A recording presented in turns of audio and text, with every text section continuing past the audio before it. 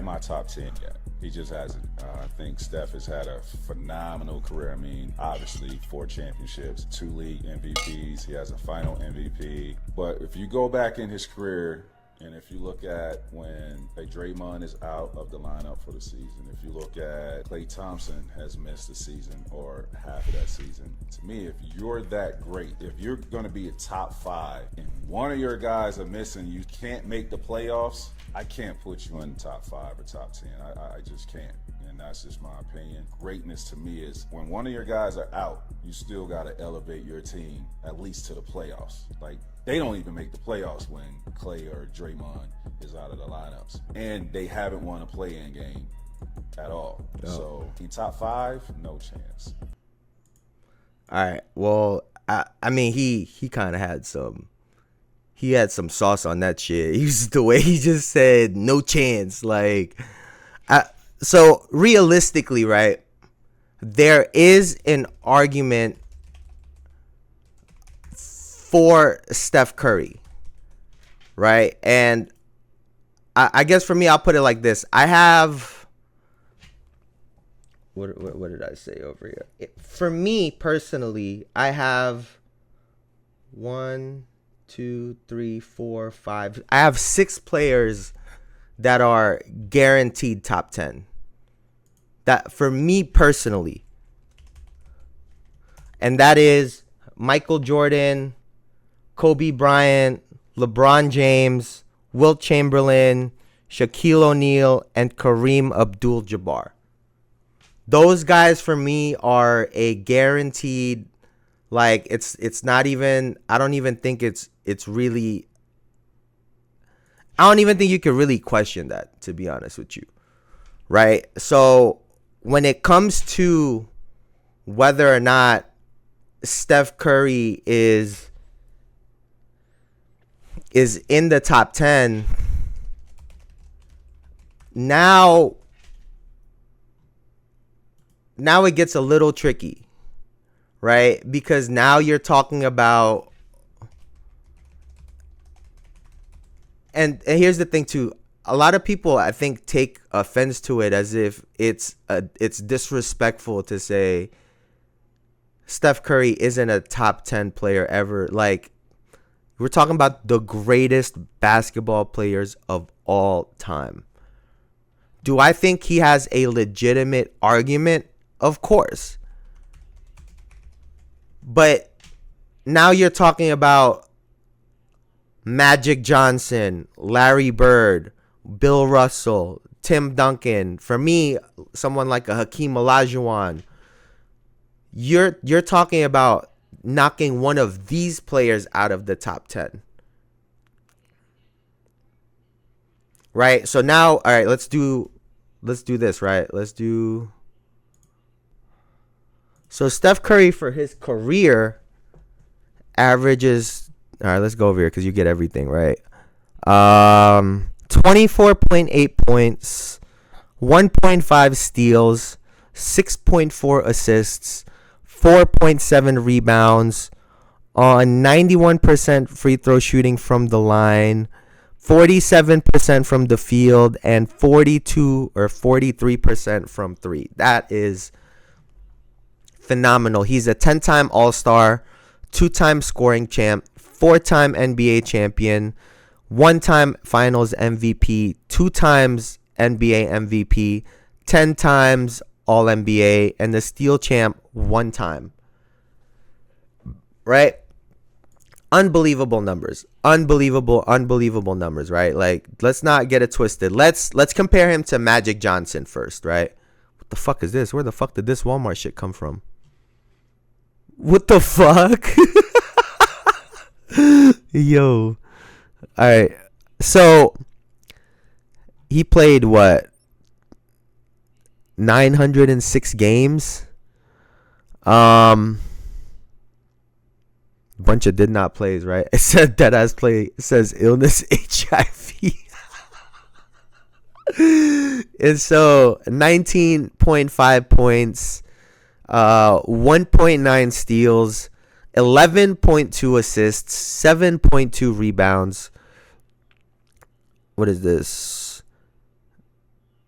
84% from the free throw line, 30% from three, and 52% from the field. Bro, what is this Walmart shit? Get this shit out of here.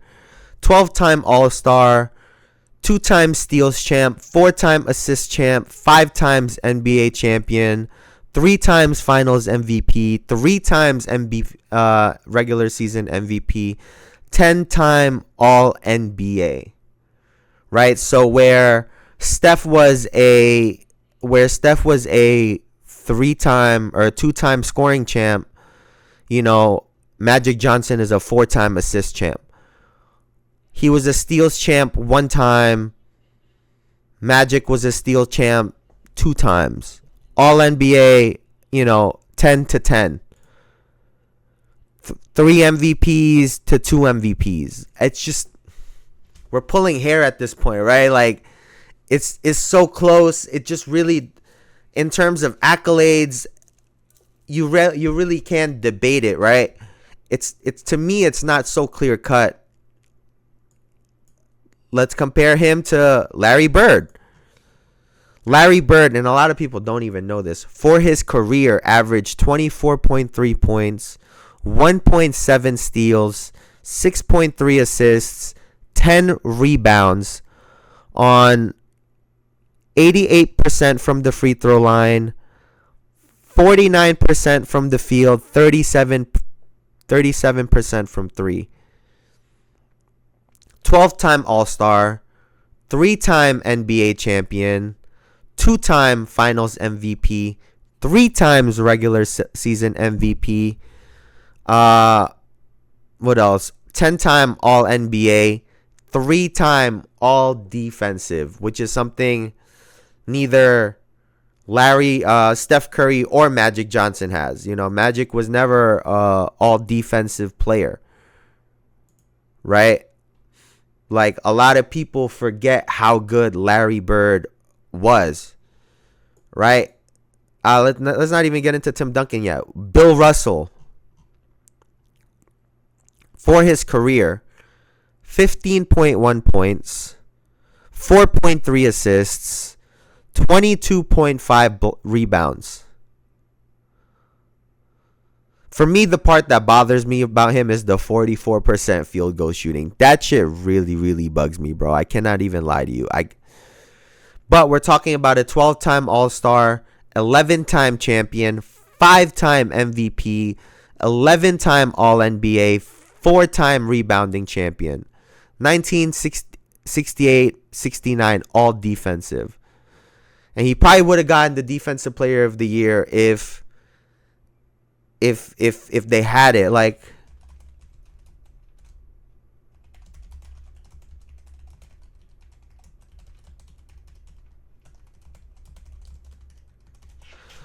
let's see.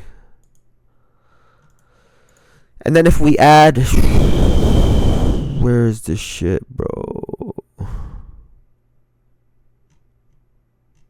Where's the average, bro? Like, this motherfucker would have averaged something crazy, bro.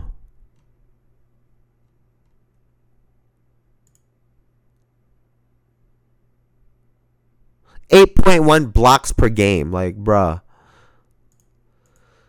And so, he don't beat him on the championships. He obviously outscores him in efficiency in, like, the modern day game. But 22.5 rebounds a game. Like, I don't know. And then, let's even do, what the fuck is this?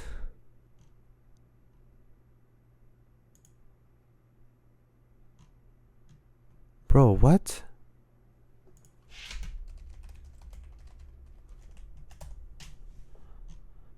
Am I tripping?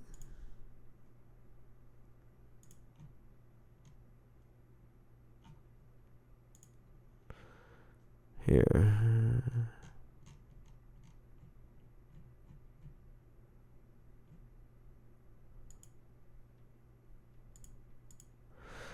So even Akeem, 21.8, 11.1 for his career, 2.5 assists, like 2-time champion.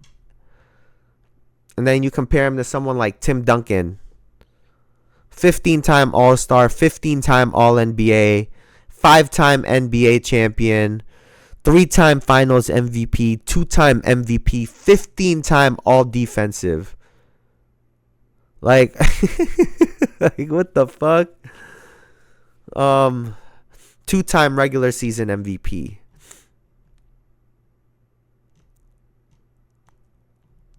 No, we just want like his regular.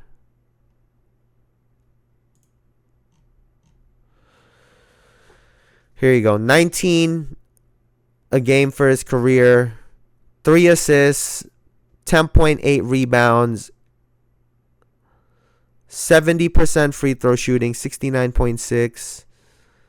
Obviously, 17% from 3, 50% from the field. Just like, these are the people Steph Curry is going up against. And like I said, you can make an argument for him top 10 all time, especially if you think he's the best point guard of all time. Then if that's the case, you would kind of have to you would have to put Magic Johnson. By that logic, you would have to put Magic Johnson below him and then do the same thing where now you debate Magic Johnson against Larry Bird, against Bill Russell, against Tim Duncan, against Akeem, and all of these players, and you so on and so forth.